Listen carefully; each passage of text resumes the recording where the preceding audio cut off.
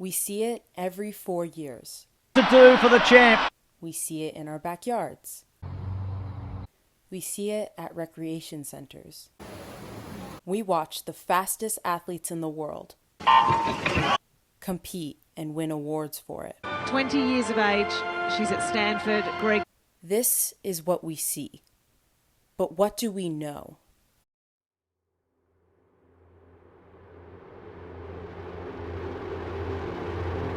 To kind of put not so much of a stigma on mental health. From, suffering with anxiety and depression for a long time into having my first panic attack. Like when I win, I don't feel happy. I feel more like a relief. But when it comes to postpartum depression, she says people need to talk about it, and as usual, Serena is leading by example. I hit a very low point in my life where I didn't want to be alive anymore, and decided that I was going to make a change.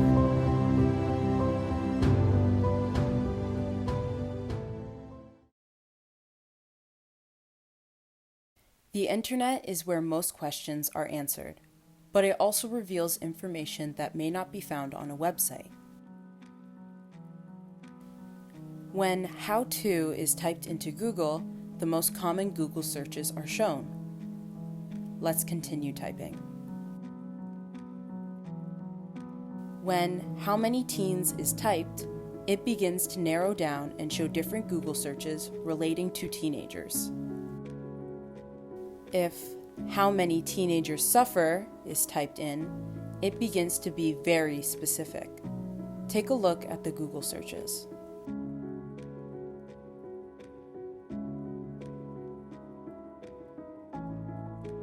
Many adolescents experience positive mental health, but an estimated 49.5% of adolescents have had a mental health disorder at some point in their lives.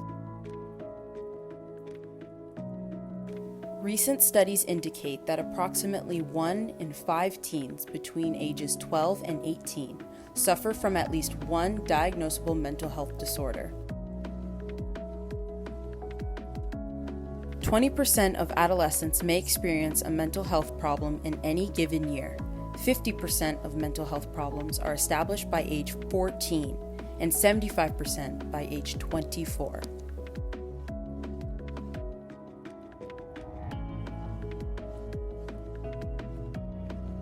21% of U.S. adults experienced mental health in 2020, 52.9 million people.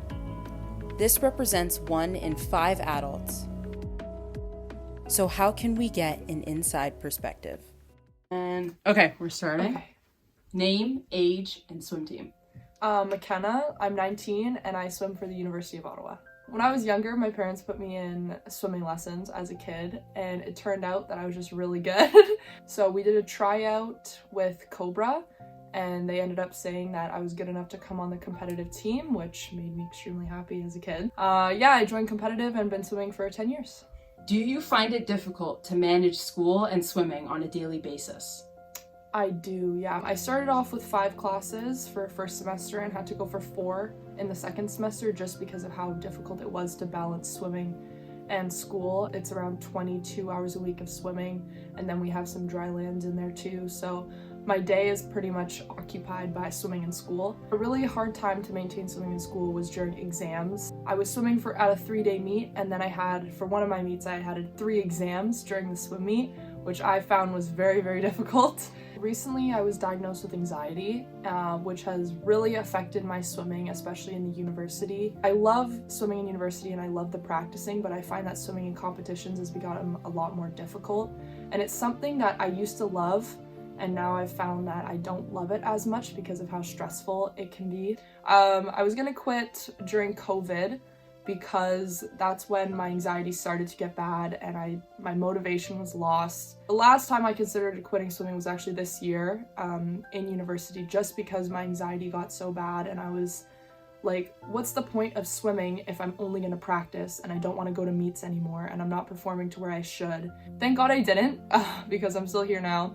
I was convinced by a lot of my friends and my parents, and I talked to some people and they were like, you should continue doing it and then see how it goes next year. So I'm gonna continue and hopefully it gets better.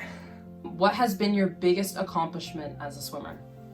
Probably making Olympic trials. That was really big one for me. I also got the Brampton Athlete of the Year award. Now I'm a lot better than I was when I was in club swimming. I found club swimming, the environment was a lot different than it is in university swimming. I'm really enjoying swimming as a whole. It's just getting over the whole fear of meets and all that stuff is gonna be difficult, but overall I love the sport now and I've been really enjoying it.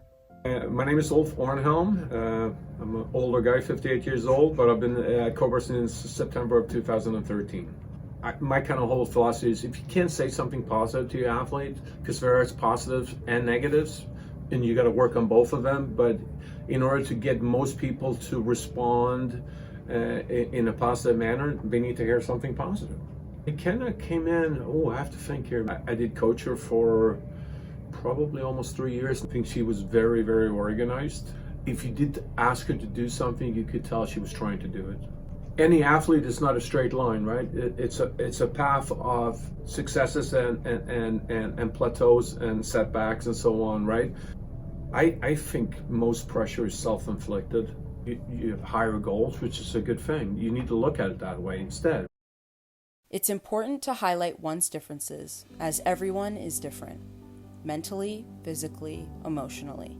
Athletes can be compared to water. It adapts to its barriers. It has no physical description. When it's restricted, it takes its mold. When it's released, it seeks for those boundaries, latching on to whatever is closest. Water relies on boundaries just as athletes rely on their limits. The question is, what is their limit? In for the bronze, it's going to be Peacock getting the gold, silver for Brown. Hi, I'm Matty Cabraja. I'm 19 years old and I swim for the University of Toronto Varsity Blues.